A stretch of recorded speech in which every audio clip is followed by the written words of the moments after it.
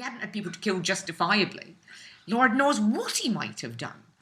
The man was a dreadful human being. Anyway, moving on. We're not going to destroy a national icon. We're going to talk about comedy in Kenya. Yes, well, it's the ridiculous group. But, well, they are not quite as much in evidence as they were, but right across Africa, there's a huge comedy, stand-up comedy scene.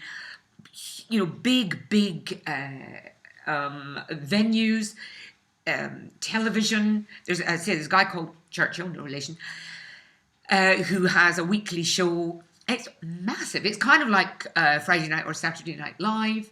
He's making obscene amounts of money, and apparently, quite a few years ago, I don't know, a lot of years ago, there was a tour called Kings of Comedy that originated, I think, in Zambia, and took on comics from all over Africa. Toured the United States, and was the highest grossing comedy tour live of any. So we in the UK, we're not really getting the full kind of enormity of black comedy, black African comedy. I mean, we're puttling about in the shallows of black comedy. Although if you go, there are places in London that you can go in, clubs in, I went to one, it might have been Tottenham, where it's black comics for a black audience.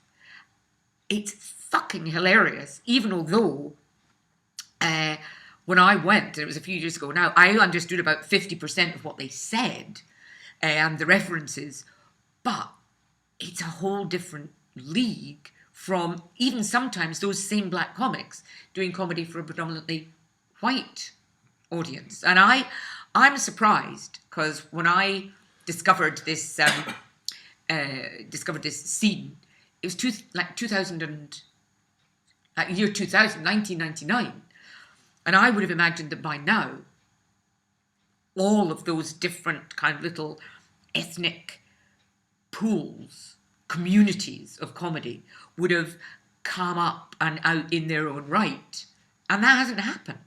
They haven't become bigger. All that's happened is that occasionally somebody comes from that community pool into the mainstream. You like in my water metaphor here, John?